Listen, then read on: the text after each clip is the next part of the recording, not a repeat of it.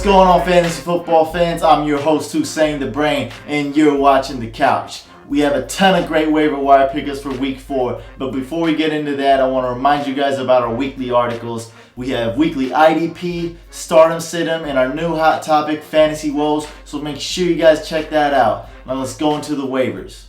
If Aaron Rodgers or Cam Newton is your starting quarterback, you're going to have to start somebody else this week as they're on bye. Joe Flacco and Ryan Tannehill make for great plugins for week 5. And if you're in a deep league, I like Hoyer, who is expected to start and also has some decent matchups for week 5, week 6, and week 7. Le'Veon Bell is at the top of my list for my tier 1 running backs. He's going to be active this week and he's going to get some carries. I don't know how much, but he's definitely worth a pickup with the scarcity at running back. Bilal Powell is a must pickup in all formats. He is as good as a number 2 running backs depending on how your league is set up. Even if Mark Ingram does play, Pierre Thomas is a good running back on a potent offense. And Jason Snelling and Jacquizz Rodgers are both good pickups for the short term as Steven Jackson is out. Isaiah P is a huge risk at running back, but that's a risk you may be willing to take. I personally don't like him, but I rank him this high because of his upside. Daniel Thomas is doing more than just cutting into Lamar Miller's workload. He should be picked up in all formats. If I'm in a deep PPR league, I wouldn't feel bad starting Danny Woodhead as my flex, especially with these bye weeks coming up.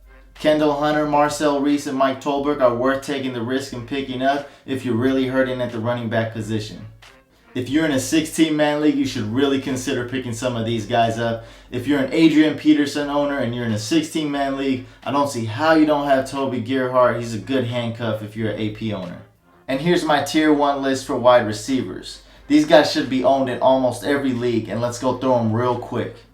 Brian Hartline, he is the real deal. When the season's over, Andre Roberts is most likely going to be the number 2 most targeted guy over there in Arizona. A lot of people drafted Ryan Broyles, then dropped him, and now he's going to be picked up again now that Nate Burleson is out for a long time. And here's my tier 2 wide receiver list. Most of these guys are not ideal starters, but they can add depth to your wide receiver core. And if you have a wide receiver that's hurt or on bye this week, they can make for good bye week fill-ins. And for you guys in deeper formats that's in a 16-man or 14-man league, here's a few wide receivers worth looking at. I'm very surprised Jordan Cameron is not owned in every league. He's an elite tight end. He's going to probably finish as a top 5 tight end this season and should be owned in every format. Also, Heath Miller and Kobe Fleener are top-notch pickups at tight end. And if you're in a deeper league, go ahead and look at Miller, Rivera, and Walker. And you know I got to hit up every position on the waivers. So here's my defense/special teams and my kickers for week 4. The Chiefs defense is good at getting to the quarterback and good at coverage.